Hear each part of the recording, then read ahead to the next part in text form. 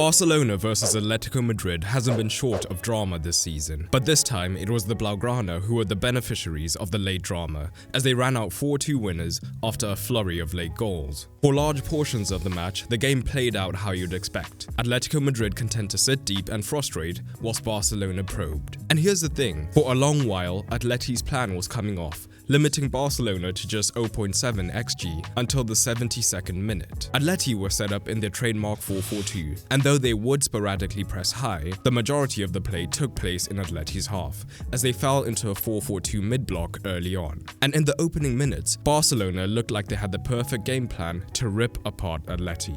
When they moved higher up the pitch, they had their usual shape, with Koundé tucking in from right back, while Balde and Yamal were tasked with providing the width for Barcelona, allowing them to have huge numbers centrally to try and create the overload.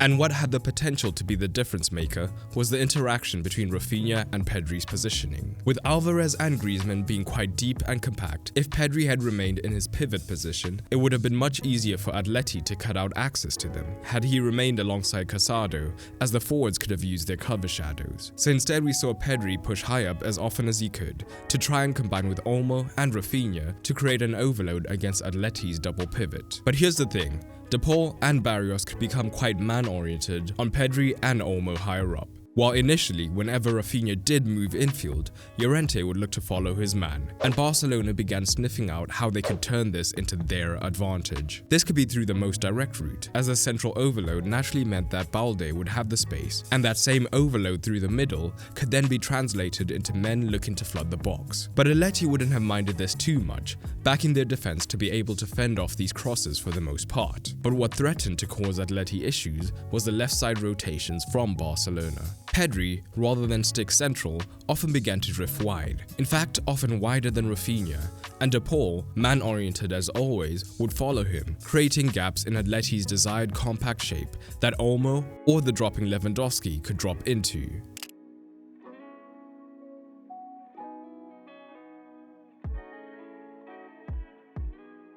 But often, it was Rafinha who would then move even deeper and even more central, causing huge issues for Llorente. He still had the high and wide Balde to keep one eye on, but we threatened to see the disadvantages of a man-oriented defense at times, as Llorente would often find himself being dragged high and infield by Rafinha, creating gaps in the backline for a Barcelona runner.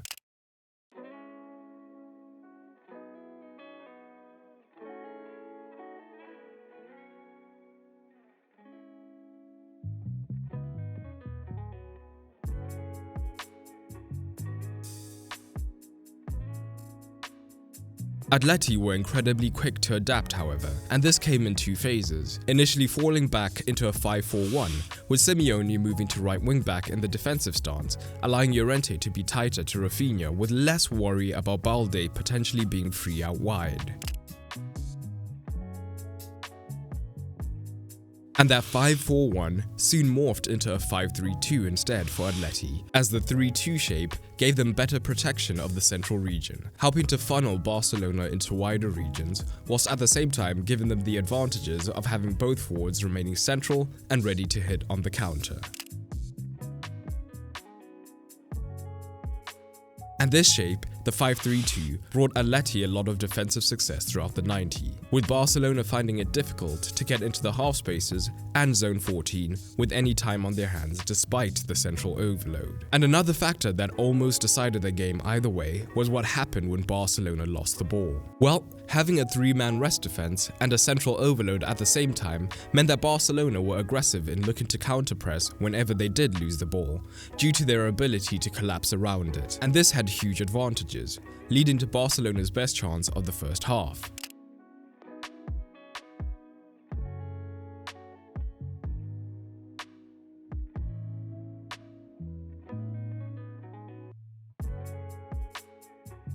but it was also one of their biggest weaknesses, as Atleti consistently looked to hit on the break. Barcelona having such a high rest defense when they were attacking meant that there was plenty of room to exploit in behind, and this is where the 5-3-2 with 2 forwards was more effective than the 5-4-1, as Atleti now had 2 willing runners in behind. Alvarez in particular found success playing off the shoulder, especially down the left, as at times Koundé did join the attack, meaning there was more room to exploit on the transition.